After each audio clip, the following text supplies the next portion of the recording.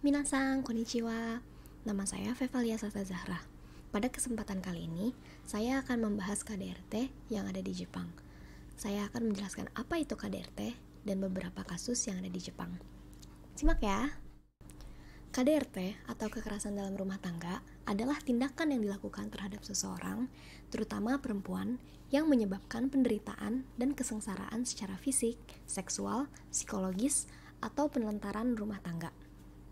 KDRT dapat terjadi karena rendahnya kemampuan anggota keluarga untuk beradaptasi satu sama lain, sehingga anggota keluarga yang memiliki kekuasaan dan kekuatan cenderung menggunakan dominasi dan eksploitasi terhadap anggota keluarga yang lebih lemah. KDRT juga dapat muncul sebagai dampak dari intervensi lingkungan di luar keluarga yang mempengaruhi sikap anggota keluarga, terutama orang tua atau kepala keluarga, dan tercermin dalam perlakuan eksploitatif terhadap anggota keluarga.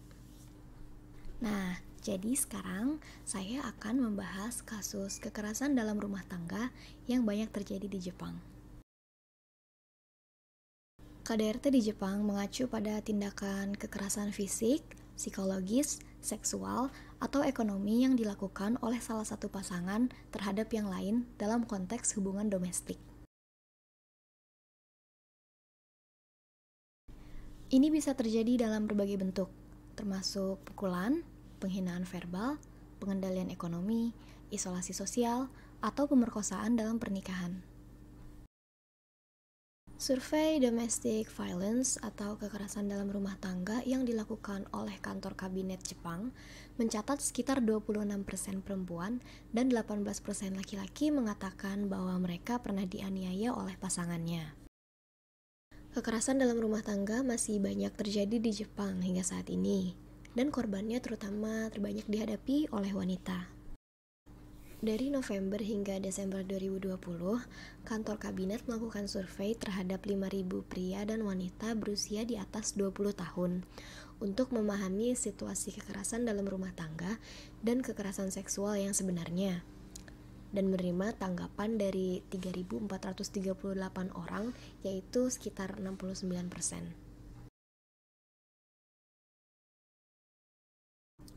Di masa lalu ketika ditanya apakah 2.591 pria dan wanita yang pernah menikah pernah mengalami kekerasan oleh pasangannya, yang menjawab berkali-kali dan 1 atau 2 kali adalah wanita yang paling banyak. Dan di antara mereka yang pernah melakukan kekerasan dilakukan oleh pasangannya 41,6% wanita dan 57,1% pria. Sementara 18,2% wanita mengatakan bahwa mereka merasakan domestic violence yang mengancam jiwa.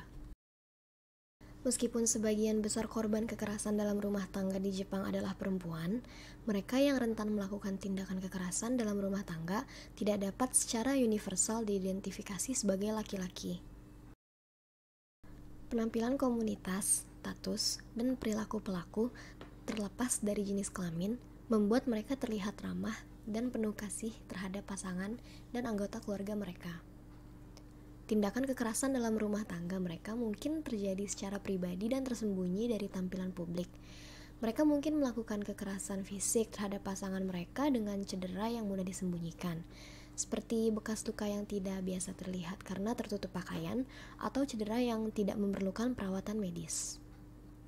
Yang mengkualifikasi serangan seperti itu sebagai kekerasan dalam rumah tangga adalah bahwa mereka tidak terjadi secara kebetulan. Pelaku tidak bertindak semata-mata karena stres, minum berlebihan, atau penyalahgunaan obat. Kekerasan dalam rumah tangga di Jepang sebenarnya dilakukan untuk tujuan pengendalian oleh satu pasangan terhadap pasangan lainnya. Tingkat kekerasan yang terjadi dapat meningkat sampai hasil pengendalian yang diinginkan tercapai. Kegagalan untuk mencapai hasil tersebut dapat berakhir dalam berbagai manifestasi kekerasan. Di antara masyarakat Jepang, tindakan kriminal semacam itu dimungkinkan oleh tradisi budaya yang mengecam karena tindakan tersebut merupakan tindakan yang dapat menyebabkan malu. Solusi yang disarankan untuk mengurangi kekerasan dalam rumah tangga di komunitas Jepang yang bertujuan untuk menghilangkan semua korban, termasuk pria serta wanita, harus dimulai dengan pengakuan terhadap tanda peringatan dan gejala yang khas. Tidak ada pasangan yang terlibat dalam hubungan intim, terlepas dari jenis kelamin, kewarganegaraan, atau status demografi lainnya, yang seharusnya menyerahkan diri mereka untuk hidup dalam ketakutan akan pasangan mereka, baik secara hukum, bergabung atau tidak. Ketika tanda peringatan atau kekerasan menjadi jelas, korban tidak boleh ragu untuk mengakhiri hubungan atau mencari bantuan segera. Menurut domesticviolence.org pada tahun 2010, berikut adalah langkah-langkah yang dapat disarankan oleh psikolog kepada korban dalam upaya untuk menghindari risiko kekerasan dalam rumah tangga. Yang pertama, menyimpan nomor telepon penting di dekat Anda dan anak-anak Anda. Nomor yang harus dimiliki adalah polisi, hotlines, teman, dan tempat perlindungan setempat. Yang kedua, teman atau tetangga yang bisa Anda beritahu tentang pelecehan tersebut. Minta mereka untuk menelpon polisi jika mereka mendengar suara marah-marah atau kekerasan. Jika Anda memiliki anak-anak, ajari mereka cara menekan nomor polisi setempat. Buatlah kata sandi yang bisa Anda gunakan saat Anda membutuhkan bantuan. Yang ketiga, cari cara keluar dari rumah Anda dengan aman. Latih cara-cara untuk keluar dari rumah secara pelan-pelan. Yang keempat, jika ada senjata apapun di rumah atau benda-benda tajam di rumah, pikirkan cara untuk mengeluarkannya dari rumah. Dan yang terakhir adalah melakukan perencanaan keselamatan Anda secara teratur. Meskipun Anda tidak berencana untuk pergi, pikirkan tempat mana yang bisa Anda tuju. Pikirkan bagaimana Anda bisa pergi. Cobalah melakukan hal-hal yang membuat Anda keluar dari rumah, membawa sampah, mengajak hewan peliharaan jalan-jalan, atau pergi ke toko. Siapkan tas berisi barang-barang yang Anda gunakan setiap hari. Sembunyikan di tempat yang mudah dijangkau bagi Anda. Demikian penjelasan saya tentang kasus kekerasan dalam rumah tangga yang ada di Jepang. Semoga bermanfaat. Terima kasih.